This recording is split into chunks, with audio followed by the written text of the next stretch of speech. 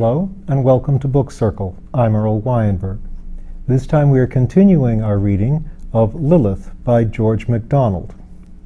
Our narrator, Mr. Vane, has been adventuring in a strange world on the far side of a mirror, where he has met and battled with Lilith, a princess of that world who was once a queen and a demoness in ours. And now they are victorious and have acquired her, and she is shrunk down to a paralyzed mummy in the house of the Lady Mara. Chapter 39, That Night.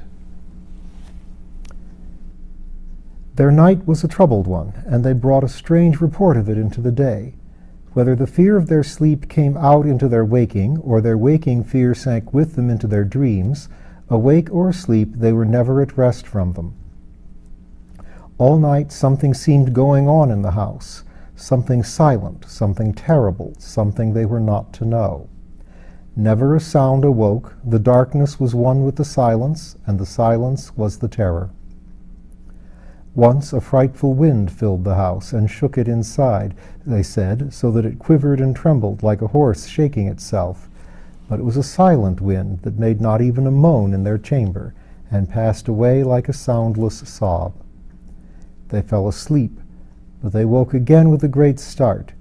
They thought the house was filling with water such as they had been drinking. It came from below, and swelled up until the garret was full of it to the very roof.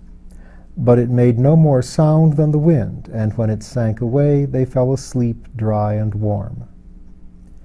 The next time they woke, all the air, they said, inside and out, was full of cats. They swarmed up and down, along and across, everywhere about the room. They felt their claws trying to get through the nightgowns Lady Mara had put on them, but they could not, and in the morning not one of them had a scratch. Through the dark suddenly came the only sound they heard the night long, the far-off howl of the huge great-grandmother cat in the desert. She must have been calling her little ones, they thought, for that instant the cats stopped and all was still. Once more they fell fast asleep and did not wake till the sun was rising. Such was the account the children gave of their experiences. But I was with the veiled woman and the princess all through the night.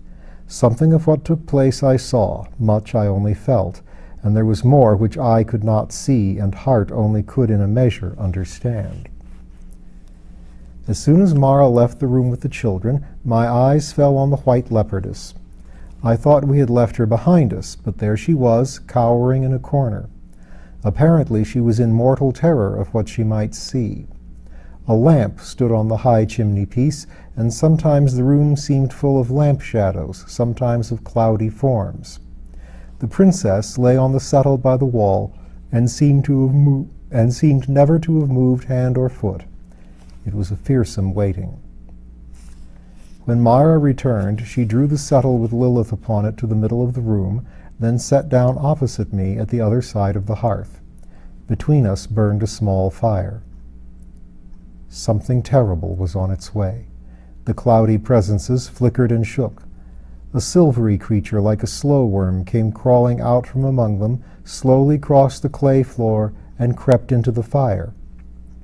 We sat motionless. The something came nearer.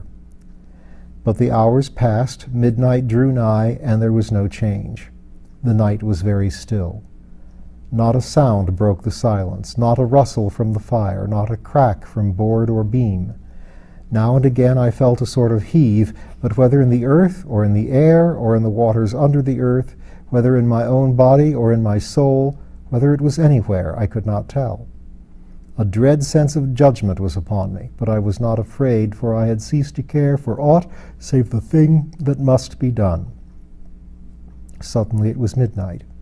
The muffled woman rose, turned toward the settle, and slowly unwound the long swaths that hid her face. They dropped on the ground, and she stepped over them. The feet of the princess were toward the hearth. Mara went to her head, and turning, stood behind it. Then I saw her face.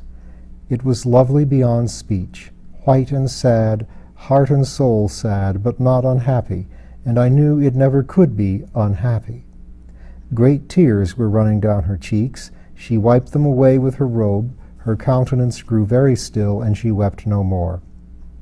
But for the pity in every line of her expression, she would have seemed severe.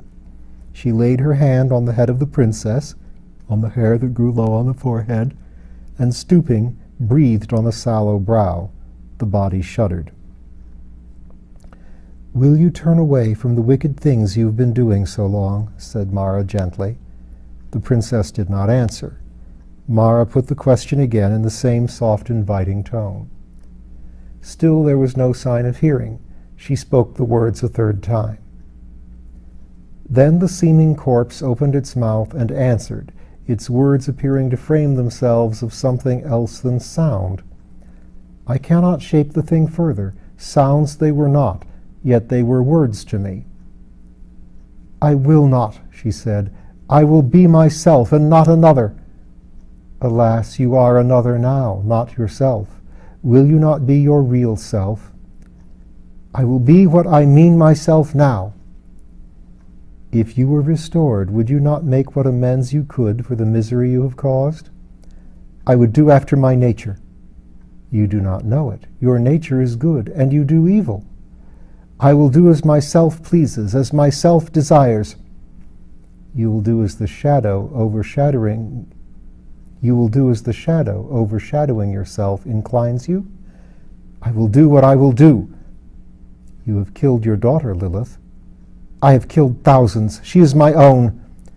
"She was never yours, as you are another's." "I am not another's. I am my own, and my daughter is mine." "Then, alas, your hour is come." "I care not. I am what I am. No one can take me from myself." "You are not the self you imagine." "So long as I feel myself what it pleases me to think myself, I care not. I am content to be myself what I would be. What I choose to seem to myself makes me what I am. My own thought makes me. My own thought of myself is me. Another shall not make me." "But another has made you, and can compel you to see what you have made yourself. You will not be able much longer to look to yourself anything but what he sees you. You will not much longer have satisfaction in the thought of yourself. At this moment you are aware of the coming change." "No one ever made me. I defy that power to unmake me from a free woman. You are his slave, and I defy you. You may be able to torture me, I do not know, but you shall not compel me to anything against my will." Such a compulsion would be without value. But there is a light that goes deeper than the will, a light that lights up the darkness behind it. That light can change your will, can make it truly yours and not another's, not the shadow's. Into the created can pour itself the creating will, and so redeem it. "That light shall not enter me. I hate it. Begone, slave!" "I am no slave, for I love that light, and will with the deeper will which created mine. Who is a slave but her who cries, 'I am free,' yet cannot cease to exist?" "You speak foolishness from a cowering heart. You imagine me given over to you. I defy you. I hold myself against you. What I choose to be you cannot change. I will not be what you think me, what you say I am." "I am sorry, but you must suffer." "But be free." "She alone is free who would make free. She loves not freedom who would enslave. She is herself a slave. Every life, every will, every heart that came within your ken, you have sought to subdue. You are the slave of every slave you have made, such a slave that you do not know it. See your own self." She took her hand from the head of the princess and went 2 backward paces from her. A soundless presence as of roaring flame possessed the house, the same, I presume, that was to the children a silent wind. Involuntarily I turned to the hearth. Its fire was a still, small, moveless glow. But I saw the worm thing come creeping out, white hot, vivid as incandescent silver, the live heart of essential fire. Along the floor it crawled toward the settle, going very slow. Yet more slowly it crept up on it, and laid itself, as unwilling to go further, at the feet of the princess. I rose and stole nearer. Mara stood motionless, as one that waits an event foreknown. The shining thing crawled onto a bare, bony foot. It showed no suffering, neither was the settle scorched where the worm had lain. Slowly, very slowly, it crept along her robe until it reached her bosom, where it disappeared among the folds. The face of the princess lay stonily calm, the eyelids closed as over dead eyes, and for some minutes nothing followed. At length, on the dry parchment-like skin began to appear drops as of the finest dew. In a moment they were as large as seed pearls, ran together, and began to pour down in streams. I darted forward to snatch the worm from the poor withered bosom and crush it with my foot. But Mara, mother of sorrow, stepped between and drew aside the closed edges of the robe. No serpent was there, no searing trail. The creature had passed in by the center of the black spot, and was piercing through the joints and marrow to the thoughts and intents of the heart. The princess gave one writhing, contorted shudder, and I knew the worm was in her secret chamber. "She is seeing herself," said Mara, and laying her hand on my arm, she drew me 3 paces from the settle. Of a sudden, the princess bent her body upward in an arch, then sprang to the floor and stood erect. The horror in her face made me tremble lest her eyes should open, and the sight of them overwhelm me. Her bosom heaved and sank, but no breath issued. Her hair clung and dripped, then stood out from her head and emitted sparks, again hung down and poured the sweat of her torture on the floor. I would have thrown my arms about her, but Mara stopped me. "You cannot go near her. She is far away from us, afar in the hell of her self-consciousness. The central fire of the universe is radiating into her the knowledge of good and evil, the knowledge of what she is. She sees at last the good she is not, the evil she is. She knows that she is herself the fire in which she is burning, but she does not know that the light of life is in the heart of that fire. Her torment is that she is what she is. Do not fear for her. She is not forsaken. No gentler way to help her was left. Wait and watch." It may have been 5 minutes or 5 years that she stood thus. I cannot tell. But at last she flung herself on her face. Mara went to her and stood looking down upon her. Large tears fell from her eyes on the woman who had never wept and would not weep. "Will you change your way?" she said at length. "Why did he make me such?" gasped Lilith. "I would have made myself, oh, so different. I am glad it was he that made me and not myself. He alone is to blame for what I am. Never would I have made such a worthless thing. He meant me such that I might know it and be miserable. I will not be made any longer." "Unmake yourself, then," said Mara. "Alas, I cannot. You know it and mock me. How often have I not agonized to cease, but the tyrant keeps me being. I curse him. Now let him kill me." The word came in jets, as from a dying fountain. "Had he not made you," said Mara, gently and slowly, "you could not even hate him. But he did not make you such. You have made yourself what you are. Be of better cheer. He can remake you." "I will not be remade." "He will not change you. He will only restore you to what you were." "I will not be aught of his making." "Are you not willing to have that set right which you have set wrong?" She lay silent. Her suffering seemed abated. "If you are willing, put yourself again on the settle." "I will not," she answered, forcing the words through her clenched teeth.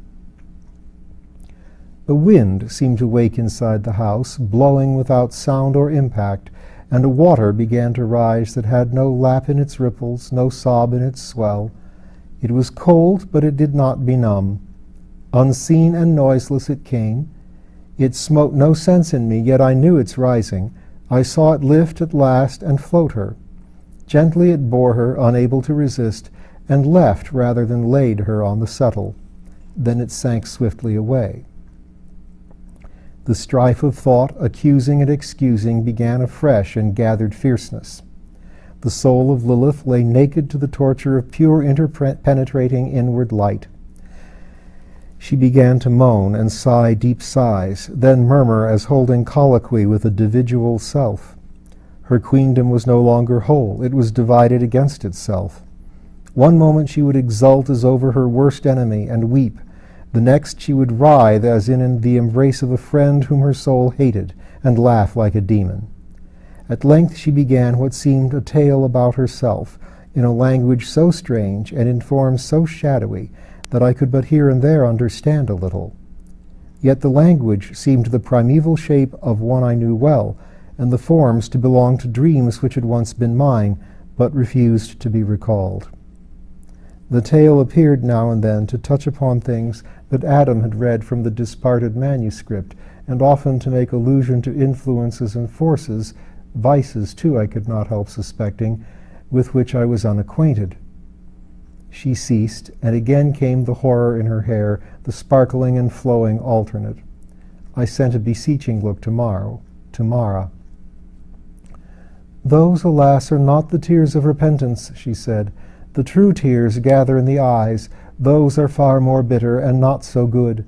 Self-loathing is not sorrow. Yet it is good, for it marks a step on the way home, and in the Father's arms the prodigal forgets the self he abominates. Once with his Father, he is to himself of no more account. It will be so with her." She went nearer and said, "Will you restore that which you have wrongfully taken?" "I have taken nothing," answered the princess, forcing out the words in spite of pain, "that I did not have the right to take. My power to take manifested my right." Mara left her. Gradually my soul grew aware of an invisible darkness, a something more terrible than aught that had yet made itself felt. A horrible nothingness, a negation positive, enfolded her. The border of its being, that was yet no being, touched me, and for one ghastly instant I seemed alone with death absolute. It was not the absence of everything I felt, but the presence of nothing. The princess dashed herself from the settle to the floor with an exceeding great and bitter cry. It was the recoil of being from annihilation. "For pity's sake," she shrieked, "tear my heart out, but let me live!" With that there fell upon her, and upon us also who watched with her, the perfect calm as of a summer night. Suffering had all but reached the brim of her life's cup, and a hand had emptied it. She raised her head, half rose, and looked round her. A moment more, and she stood erect, with the air of a conqueror. She had won the battle. Dareful she had met her spiritual foes. They had withdrawn defeated. She raised her withered arm above her head, a pain of unholy triumph in her throat, when suddenly her eyes fixed in a ghastly stare. What was she seeing? I looked and saw. Before her, cast from unseen heavenly mirror, stood the reflection of herself, and beside it, a form of splendid beauty. She trembled and sank again on the floor helpless. She knew the one what God had intended her to be, the other what she had made herself. The rest of the night she lay motionless altogether. With the gray dawn growing in the room, she rose, turned to Mara, and said in prideful humility, "You have conquered. Let me go into the wilderness and bewail myself." Mara saw that her submission was not feigned, neither was it real. She looked at her a moment and returned, "Begin then, and set right in place of wrong." "I know not how," she replied, with the look of one who foresaw and feared the answer. "Open thy hand, and let that which is in it go." A fierce refusal seemed to struggle for passage, but she kept it prisoned. "I cannot," she said. "I have no longer the power. Open it for me." She held out the offending hand. It was more a paw than a hand. It seemed to me plain that she could not open it. Mara did not even look at it. "You must open it yourself," she said quietly. "I have told you I cannot." "You can if you will, not indeed at once, but by persistent effort. What you have done you do not yet wish undone, do not yet intend to undo." "You think so, I dare say," rejoined the princess with a flash of insolence, "but I know that I cannot open my hand." "I know you better than you know yourself, and I know you can. You have often opened it a little way. Without trouble and pain you cannot open it quite, but you can open it. At worst you could beat it open. I pray you, gather your strength and open it wide. I will not try what I know impossible. It would be the part of a fool, which you have been playing all your life. Oh, you are hard to teach. Defiance reappeared on the face of the princess. She turned her back on Mara, saying, I know what you have been tormenting me for. You have not succeeded, nor shall you succeed. You shall yet find me stronger than you think. I will yet be mistress of myself. I am still what I have always known myself, queen of hell and mistress of the worlds. Then came the most fearful thing of all. I did not know what it was. I knew myself unable to imagine it. I knew only that if it came near me, I should die of terror. I now know that it was life in death, life dead but existent, and I knew that Lilith had had glimpses, but only glimpses of it before. It had never been with her until now. She stood as she had turned. Mara went and sat down by the fire. Fearing to stand alone with the princess, I went also and sat again by the hearth. Something began to depart from me. A sense of cold, yet not what we call cold, crept not into but out of my being and pervaded it. The lamp of life and the eternal fire seemed dying together, and I about to be left with naught but the consciousness that I had been alive. Mercifully, bereavement did not go so far, and my thought went back to Lilith. Something was taking place in her which we did not know. We knew we did not feel what she felt, but we knew we felt something of the misery it caused her. The thing itself was in her, not in us. Its reflex, her misery, reached us and was again reflected in us. She was in the outer darkness, we present with her who was in it. We were not in the outer darkness. Had we been, we could not have been with her. We should have been timelessly, spacelessly, absolutely apart. The darkness knows neither the light nor itself. Only the light knows itself and the darkness also. None but God hates evil and understands it. Something was gone from her, which then first by its absence she knew to have been with her every moment of her wicked years. The source of life had withdrawn itself. All that was left of her conscious being was the dregs of her dead and corrupted life. She stood rigid. Mara buried her head in her hands. I gazed on the face of one who knew existence but not love, knew nor life, nor joy, nor good. With my eyes I saw the face of a live death. She knew life only to know that it was dead, and that in her death lived. It was not merely that life had ceased in her, but that she was consciously a dead thing. She had killed her life and was dead and knew it. She must death it forever and ever. She had tried her hardest to unmake herself and could not.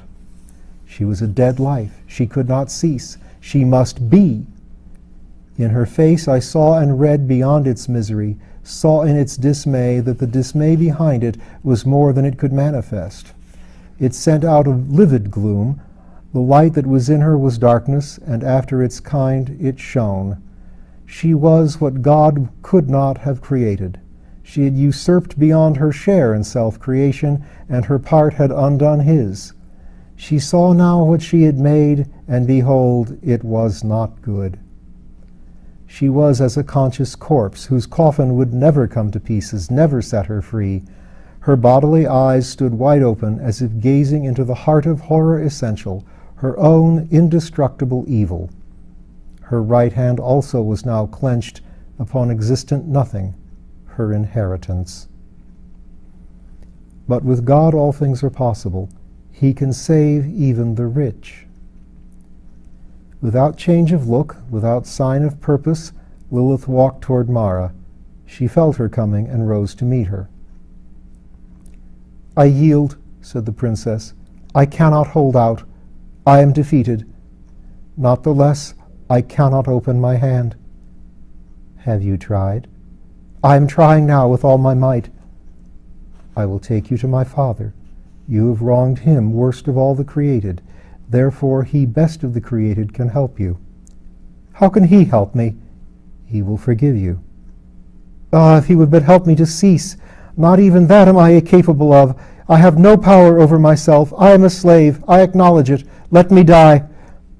A slave thou art that shall one day be a child, answered Mara. Verily thou shalt die, but not as thou thinkest. Thou shalt die out of death into life. Now is the life for that never was against thee. Like her mother, in whom lay the motherhood of all the world, Mara put her arms around Lilith and kissed her on the forehead. The fiery cold misery went out of her eyes, and their fountains filled. She lifted and bore her to her own bed in a corner of the room, laid her softly upon it, and closed her eyes with caressing hands. Lilith lay and wept. The Lady of Sorrow went to the door and opened it. Morn, with spring in her arms, waited outside. Softly they stole in at the closed door, with a gentle wind in the skirts of their garments. It flowed and flowed about Lilith, rippling the unknown, unwaking sea of her life eternal. Rippling and to ripple it, until at length she who had been but a weed cast on the dry sandy shore to whither should know herself an inlet of the everlasting ocean, henceforth to flow into her forever, and ebb no more.